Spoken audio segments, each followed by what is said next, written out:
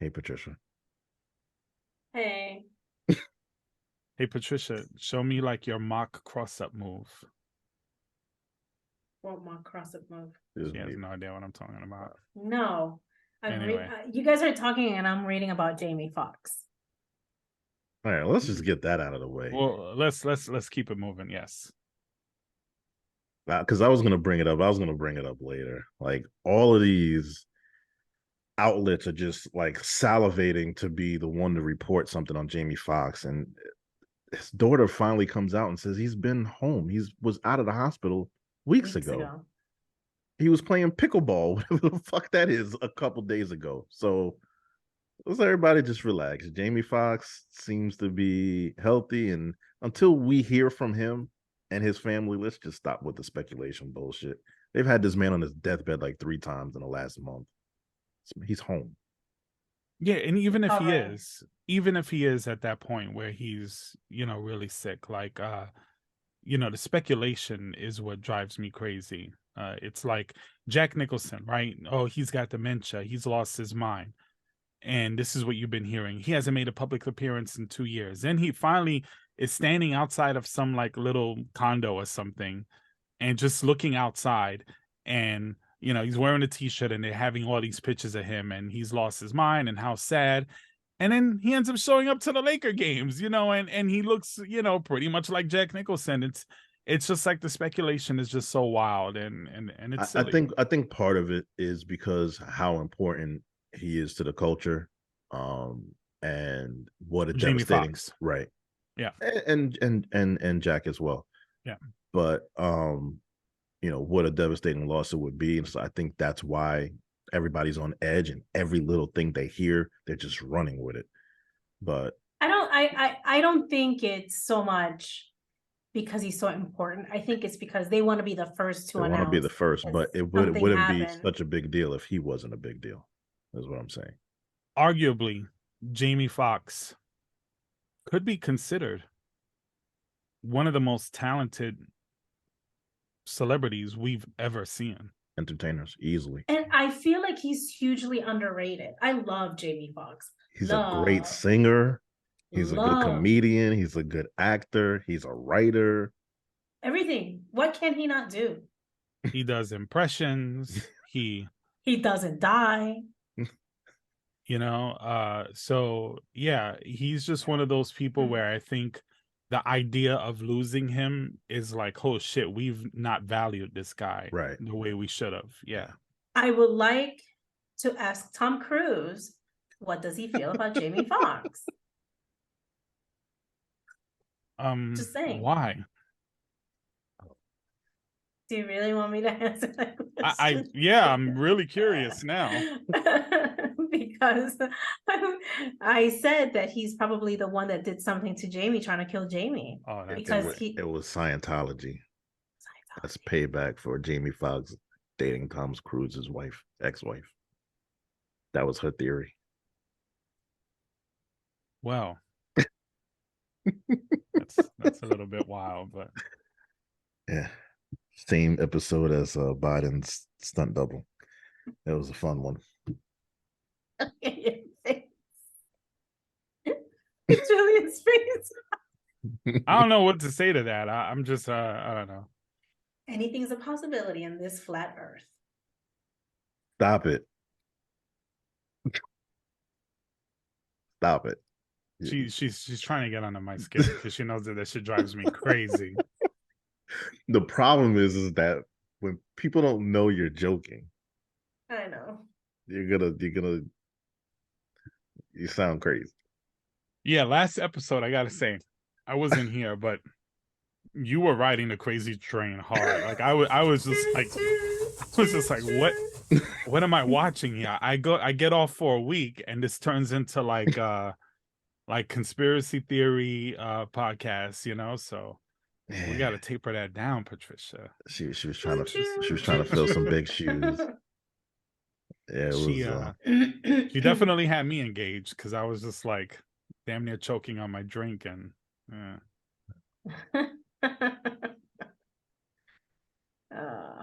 So let's get into these topics, man. It seems that it's okay to kill Americans as long as they're protesting racial injustice. Case after case after case. Last week, we talked about Kathleen Casillo, who's a white woman, ran over 6 BLM protesters, Black Lives Matter protesters, and she got 5 hours of community service. This week, we have Daniel Perry, who was actually found guilty and sentenced to killing an Air Force member who was protesting police violence and racial injustice. But before the judge can even lay out his sentence, the Texas governor is out there saying, "I'm just going to pardon him anyway, so it doesn't matter what you sentence him. We're just going to set him free. We don't have a problem with him killing people protesting police and racial injustice, so we're going to set him free. Fuck what the courts say." Don't forget about Kyle Rittenhouse. Same thing. Message is clear to me. It's been clear, I think. That's why we say Black Lives Matter, right? It's as clear as day. And the Texas governor, listen, I don't know who's worse. I'm starting to think that the Texas governor is worse than our governor. I don't know. They're like right there with neck and neck. Yeah. Well, when you start, as the media tends to do, the right-wing media, when you start labeling Black Lives Matter groups as terroristic groups, extremists, then it becomes easy, once you've had that narrative out for so long, to justify murder. Right? Because now, if you can convince your group of people on your side that they are the enemy, well, then it's fair game. And the courts seem to, especially if there's any right-wing elements to it, seem to kind of agree with that notion. A lot of people on the right tend to agree with these kind of things.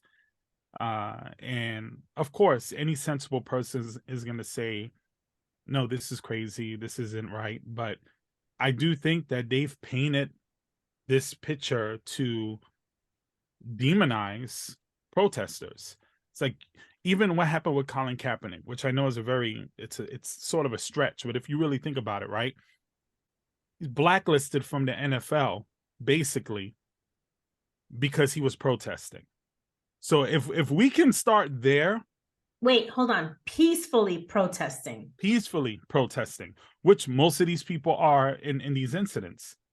So, you know, it's outrageous, but it's what we expect, I guess. Yeah. I mean, that's why you have people like Trump calling Black men thugs, calling Mexicans rapists and drug dealers and sex traffickers, and, you know, all of that stuff. Is just like dehumanizing us. So when we get killed, it's actually they're doing the world a favor, right? Getting rid of these non-human, animal, low-level people just because of color of the skin. And Right. we see it. And we see it every single time when there's a sentencing going on. I mean, it's just like every single time there's a sentencing going, we always see the outcome of white and black, brown and black. Perfect example is George Alvarez, who flips his SUV into a bus stop, kills 8 people, injures 10. Immediately charged with manslaughter, has a $3.6 million bond. You know, when you compare this to like Casillo, who plowed into 6 people, she was released hours later, never charged with manslaughter, or ends up with disturbing the peace, and gets, you know, it's crazy. It's you can't make any sense out of it. I mean, it's hard to compare both cases because, you know, there's death and not death, but her sentencing, the sentence, it was a joke. It was like slapping people in the face. Like, I cannot even believe it was just mere hours. But again, we talked about this last podcast. She knew her privilege, right? They were going to give her 6 days, and she said, hell no, I'm not going to go with that. And people were like, no, you should take it. And she got less. I don't even think if you value all life, it doesn't matter if the victims died or not. She should have been charged with attempted manslaughter or Right. But those, someone will tell you, if they're arguing that case, they will say, oh no, 8 people died. You know, all of a sudden they become important, right? I'm not saying George Alvarez should be innocent. What I'm saying No. Go ahead. The charges should be similar. Should be, but they're not. But they're not.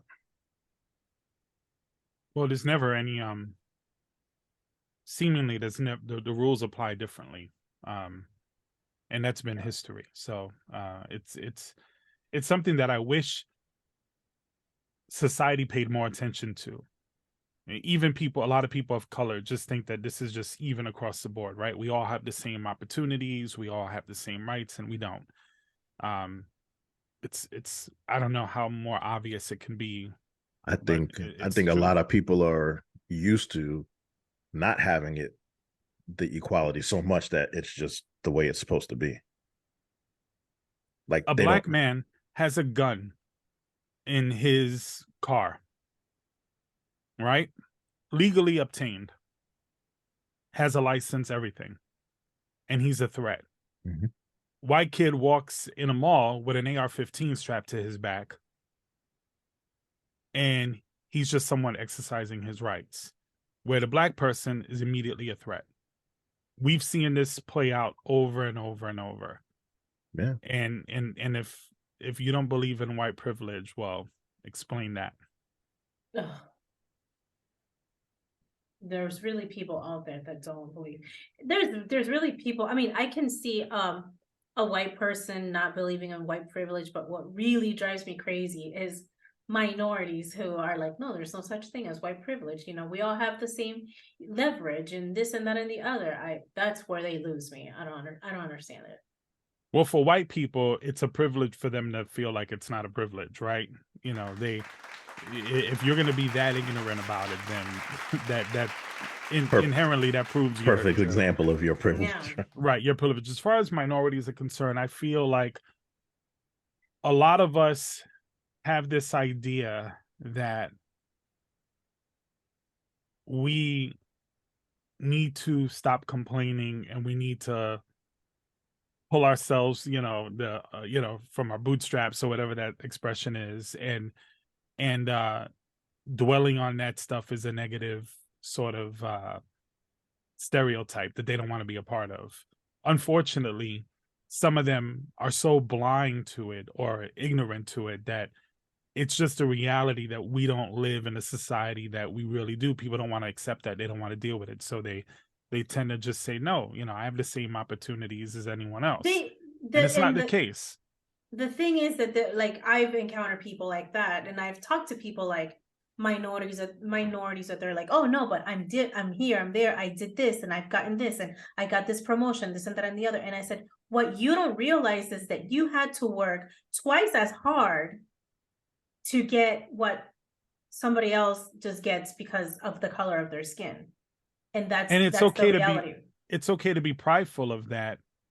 Right. But that doesn't mean that you need to be ignorant towards what's happening to so many others. Right. And how many opportunities do the three of us, how many opportunities you think we've not been able to have in our lives due to, our background unknowingly? Well, I mean, we've talked about this in other podcasts where I'm 100% sure my name has gotten me through doors that I wouldn't be able to get through. Mm-hmm. You see my name on paper, you don't expect me to walk through the door. Well, no, because they can match the name to when they see you in person. Yeah, but I'm already there. No, but they're like, oh yeah, this is what we expected. A white person coming in.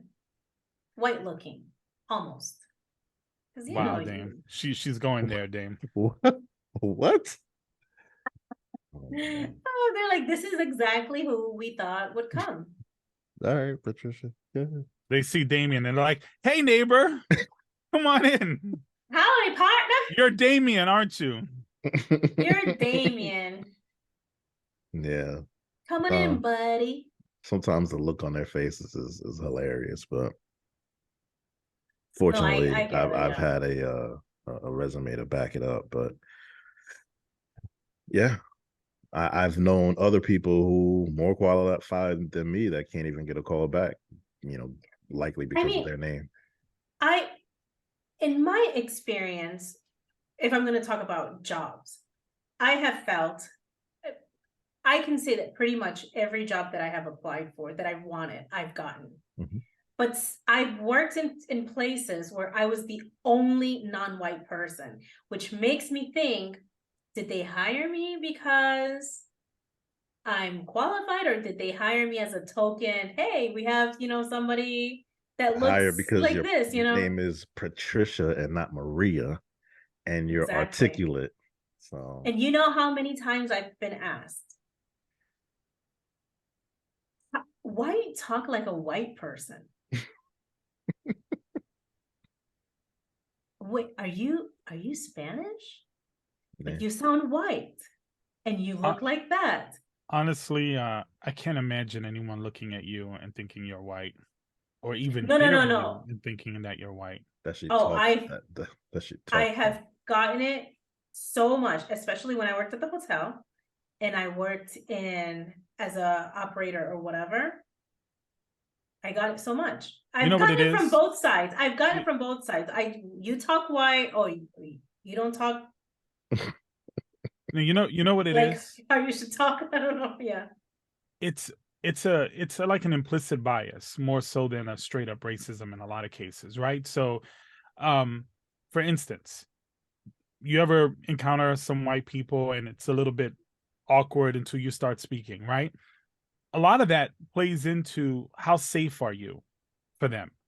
If you're having a sort of welcoming personality, maybe if you talk a little bit like them, maybe if you don't have too much of an accent, maybe if you're not Dame, exactly dark skin, they might feel safer, and that's, I think that plays a lot in like workplace sort of politics, because I've seen that. I've seen very strong black men, black women, or Hispanic people kind of get ignored, or kind of looked at, they give them the side eye, and then you have someone else who might be also a minority, but they don't wear it on their sleeve. They're just kind of like, hey guy, hey, how's it going? And for a lot of white people, they feel safer with that. And I think maybe, to your example, because they can't confuse you for anything other than a Hispanic woman, but maybe you just feel safer.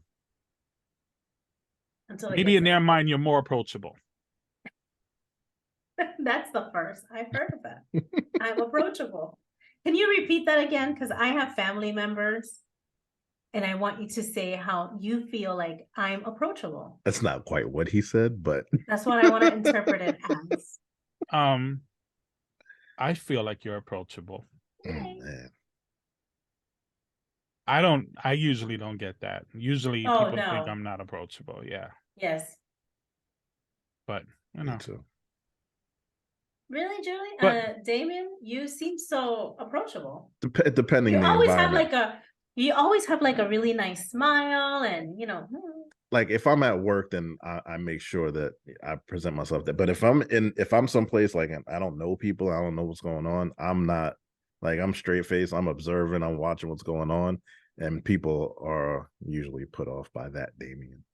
I don't catch myself, and I think that's a big problem for me. It's I don't always notice how people are perceiving me that way.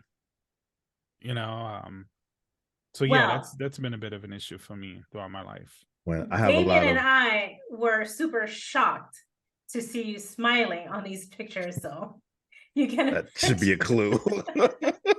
Yeah, I smile and I laugh all the time. Like I don't and you know what's funny? Probably about 100 photos you guys have commented, "Oh my god, you're smiling," and I'm just like, just like I did the last time, and the time before that, and No, the time before that. you can't find Mm. 100 pictures with him smiling. Yeah. I'm good. After the podcast, I'm gonna go count. It I won't take. have the time. It won't take long.